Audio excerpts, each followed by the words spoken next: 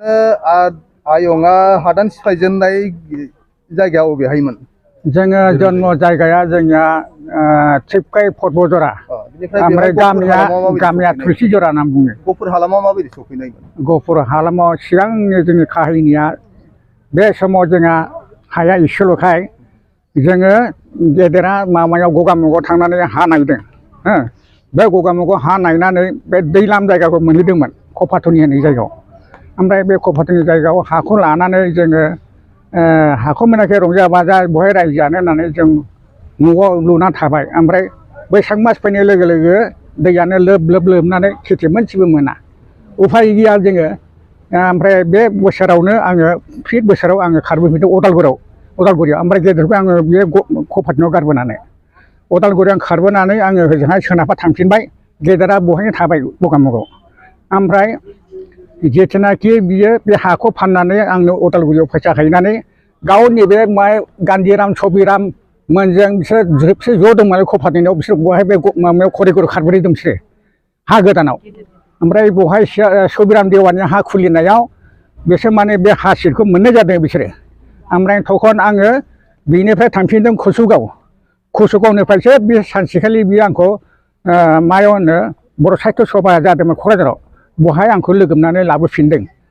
खोनाबाय? दा बेवहायनो दा जोङो बहाय रायजो जानाया बिदा फंबाय। दा जिहेतु दिनै रुंसारि जालांनाय आयंनि फंबायना बिदा होनदोंमोन?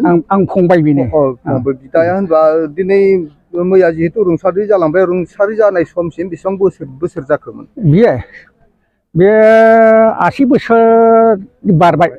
ओरैनो थांना थानाय समाव सिगांनिफ्राय हमनानै दिनैसिम मा मा बिबानाव मा आफादाव मा बायदि खामानि मावबोदोंमोन, बिबान लाबोदोंमोन, बिनि सोमोन्दै? आं बिनि बिबानखौ मिथिला। जोङो धोरोमा बेलेग जाग्रोबायना। आङो खृष्टान हाबनानै दं दा। बे जाबाय ब्रह्म धर्म। दा जिथुनाखि जेसेबांनाखि बे मावबोनाय दा नै आइयानो खोन्थाजोब्बाय। खोनाबाय? खुलुमबाय। दिनै जोबोद दुखु गोनां बे सम। जोंनि आगुनि गफुर आन्सलिक ब्रह्म धोरोम आफादनि आफादगिरि, लोगोसे दुलाराय ब्रह्म धोरोम आफादनि सिगांनि लोगो आफादगिरि आरो बिनि उनाव बोसोनगिरि मानगोनां सुनिल ब्रह्म मुसाहारि, बे बाबाया जोंनि गेजेरनिफ्राय मैया नि समाव रुंसारि जालांबाय। दा जोंनि गोसोआव जोबोद दुखु मोनदों।